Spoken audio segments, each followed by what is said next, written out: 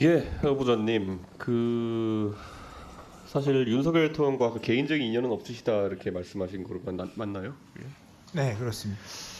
그렇다면 윤석열 대통령과 이제 업무 스타일이 맞을지를 잘 봐야 되는데 제가 우려하는 바는 작년 이 과방위 국감 자리에서 그 당시에 민영배 의원님이 이종호 장관님에게 사실관계 확인했던 것이 그해 6월 재정전략회의에서 대통령이 이종호 장관에게 험한 말을 했다라는 걸 물었더니만은 혹시 그것 건에 대해 알고 계십니까?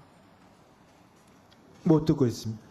대통령이 이종호 장관에게 굉장히 험한 말을 했다고 의원들이 질의했더니 처음에 NCND 하셨어요. 그래서 많은 국민들은 실제로 그런 경로가 또 일어났구나라는 것을 그 당시 의심하게 되었는데요. 뭐 저는 믿습니다. 예, 왜냐하면 저는 그분하고 일을 해본 적이 있기 때문에. 그래서 한번 여쭤보고 싶은 게 지금 과기부 장관이 되시면은 현재 대한민국 중요한 현안 중에 하나가 의대 증원 문제입니다. 예, 지금도 서울대 교수로 계셨기 때문에 의대 증원 문제가 만약 2천 명이 실제 증원되면은 그래서 내년부터 뽑기 시작하면은 이공계인재 확보에 어떤 문제가 생길 거라고 생각하십니까? 어, 상당히 우수한 이공계 인재를 모집하는 데 어려움이 있는 것은 사실입니다. 서울대 재료공학부가 지금 소위 입결이라고 하는 입시 결과 분석에 따르면은 정시 기준으로 모든 의대보다 입결이 낮은 상황입니다.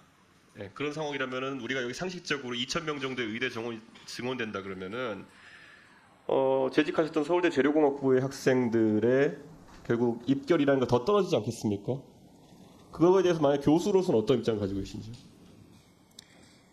예, 그런 부분에 대한 우려를 사실은 많은 교수님들이 하고 있고요.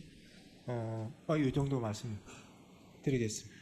그러면 대통령에게 이 문제에 대해 가지고 이게 대통령의 영린을 건드리는 부분일 수 있는데 이공계를 총지휘해야 되는 총무처 장관으로서 의대 증원 문제가 이공계에 큰 타격을 준다라는 말씀을 하실 용의가 있습니까? 아, 사실 그 문제 해결점은 결국 학생들은 더 좋은 처우나 뭐 이런 곳으로 쏠릴 수가 있습니다. 그래서 사실 이공계의 그 앞으로 인재를 그 수급할 그 대책들 거기에 담아서 학생들이 이공계로 올 수 있도록 유인하는 수밖에는 없지 않나 저는 그렇게 생각합니다. 아니 근데 유인이라고 하는 것은 매번 나오는데 어떤 유인책이 있을까요? 그러면은 지금 혹시 후보자 생각하시는 게 있나요? 예, 그게 단기적으로는 사실은 이 해결할 수 없겠지만 어쨌든 국가적으로 의미 있는 이공계에 대한 인식 개선 처우에 대한 선언이 한번 2002년도인가 국가가 기술 중심 사회 뭐 이런 슬로건이 한번 있었습니다. 아마 지금쯤은 그런 수준 이상의 현실적인 근데 후보자님 죄송한데 지금 이 대책이 의대 있습니다. 증원 문제는 바로 몇 달 뒤부터 시작되거든요.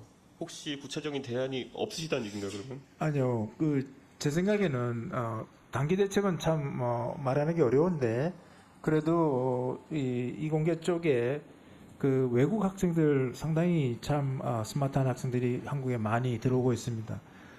그런 학생들도 활용해야 되고 또 여성 인력도 활용해서 당분간의 문제는 좀 다각도로 검토할 필요가 있고 그것이 이제 중장기적으로는 이공계 쪽으로 인재가 오를 수 있는 그런 정책이 알겠습니다. 필요하다. 지금 보면은 혹시 4대 과기원을 이제 과기부에서 관장하게 돼 있는데 4대 과기원 교수들 임금 평균이 얼마 정도 되는지 혹시 알고 계십니까?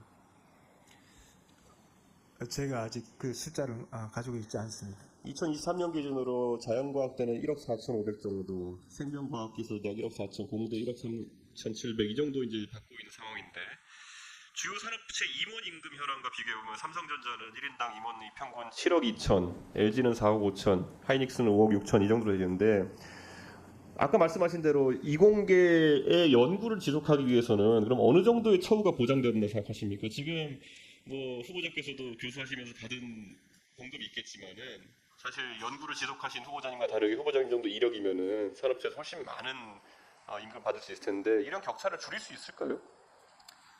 예, 사실 우리 졸업생들이 이제 이렇게 교수가 된다든가 이런 데 대한 선호도가 굉장히 떨어져 있습니다. 그 이유 중에 하나는 처우인데 어쨌든 중요한 역할을 하는 사람들한테는 처우도 거기에 상당하도록 국가가 신경을 써야 된다 이렇게 생각을 하고 있습니다. 그럼 가장 대표적으로 교수 연봉 같은 경우 올려야 된다 생각하십니까? 아니면 뭐 방법이 없는 겁니까?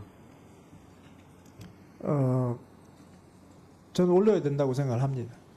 왜냐하면 이런 문제 하나하나가 지금 이공계에서 우리가 뭐 매번 유인책을 만들겠다 이런 게 아니라 구체적으로 연구자가 연구에 집중할 수 있게 하는 그런 제도들이 필요한 건데 지금 후보자께서 그걸 대통령에게 피치를 올릴 수 있느냐 이게 굉장히 중요한 거거든요. 대통령께서 지금 보시면은 R&D 예산 깎고 뭐 카르텔 얘기하고 이런 거 보면은 대통령께서는 더 투자하기보다는 최대한 옥죄려고 하는 거 아니냐라는 의심이 있거든요. 그러면은 물론 대통령이 지명한 국무위원이지만은 대통령에게 할 말하는 게 중요하다고 생각하는데 바로 이런 얘기 하시겠습니까? 교수 임금 올려야 된다. 이런 거 하실 수 있겠습니까? 아마 대통령께서 이제 모든 그 소위 그 지금 말씀하시는 것에 그냥 어떻게 들으면 독단일 수 있는 그런 말씀들을 자꾸 하시는데 대통령께서도 어딘가는 또 그러저러한 의견을 들으실 줄 믿습니다. 그래서 그것에서 제가 좀 소통 역할을 좀 해서 좀 더 판단을 하실 수 있는 그런 전임 역할을 이종호 하겠습니다. 장관님께도 비슷한 질문을 드렸는데 이종호 장관님은 저희 위원회에 말씀하시기를 의대 증원 문제 등에 대해 가지고는 본인이 따로 대통령께 어떤 의견 표명을 하신 적이 없다고 하셨거든요. 후보자께서는 이 2,000명 의대 증원 문제 그리고 이 연구원 처우 문제 이런 것들에 대해 가지고 능동적 안 물어보셔도 먼저 얘기하셔야 되는 겁니다. 그걸 부탁드리려고 하는 겁니다.